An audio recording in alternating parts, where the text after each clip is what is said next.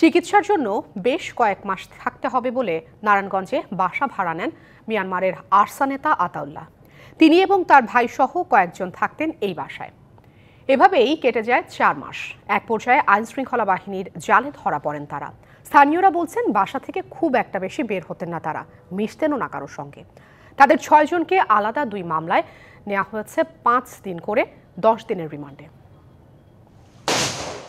নারায়ণগঞ্জের সিদ্ধিরগঞ্জ ও ময়মনসিংহে পৃথক অভিযান চালিয়ে রোহিঙ্গাদের সশস্ত্র বিদ্রোহী সংগঠন আরসার ১০ সদস্যকে সোমবার রাতে গ্রেপ্তার করেছে র্যাব। সে সময় তাদের কাছ থেকে নগদ টাকাসহ মার্কিন ডলার ও মালয়েশিয়ান রিঙ্গিত জব্দ করা হয়।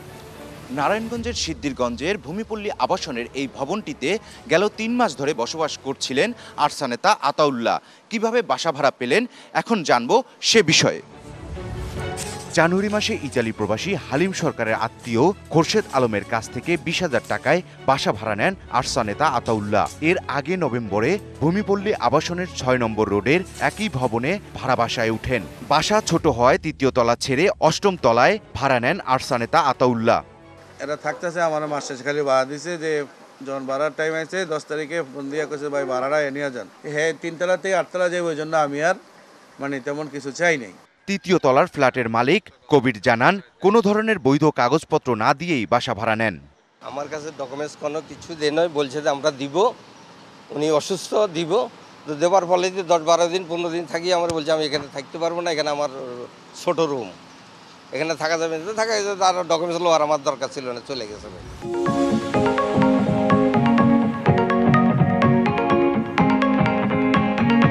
আশপাশের অন্য বাসিন্দারাও জানান তারা একই ভবনে বসবাস করলেও খুব একটা বের হতেন না। শুধু নামাজ আর বাজার করতে যাওয়া ছাড়া তেমন একটা দেখা যেত না তাদের। লিফটে মাল উঠাইতে চাইছিল, আমি বলছিলাম না, লিফটে মাল উঠানো যাবে না, আপনি সিঁড়িতে মাল উঠান, এতটুকুনি কথা হয়েছিল। এত বড় খারাপ মানুষ যে এখানে থাকতো এটা আমাদের জানার বাইরে ছিল। অ্যাকচুয়ালি মার্কেটে যায় যে শাকসবজি কিনে আবার চলে এসে, একজনে খালি মসজিদে যায় নামাজ পড়ে, এটা কিন্তু নামাজি। শুধু ওই যে হুজুর টুকুর, যে হুজুর অল্প বয়সী, উনি আমরা শুধু দেখতাম বাজার বুজার করে ভিতরে ঢুকতো। এই ভবনে কাজ করা নির্মাণ শ্রমিক জানান তারা খুবই সাদাসিধাভাবে বাস করতেন। বাসার পরিবেশও ছিল সেরকম। সাধারণ পরিবেশ যেভাবে থাকে এইভাবেই ছিল। এরা এইভাবে কোনো যেমন উন্নত কোনো কিছু এরকম কিছু ছিল না। গ্রেপ্তারকৃতদের বিরুদ্ধে সন্ত্রাস বিরোধী ও অবৈধ অনুপ্রবেশ আইনে পৃথক ২টি মামলা করেছে র্যাব। পরে জিজ্ঞাসাবাদের জন্য ২ মামলায় ৫ দিন করে ১০ দিনের রিমান্ড মঞ্জুর করেন আদালত। ১০ দিনের রিমান্ড নিয়ে আসে ২টি মামলায়। তারা এখন পুলিশি হেফাজতে আছে এবং সেখানে তাদের জিজ্ঞাসাবাদ চলছে। যদি কোনো গুরুত্বপূর্ণ তথ্য থাকে জিজ্ঞাসাবাদ শেষে সেটা আপনাদের জানানো হবে। ধন্যবাদ। ইকবাল অনিক, ডিবিসি নিউজ, নারায়ণগঞ্জ।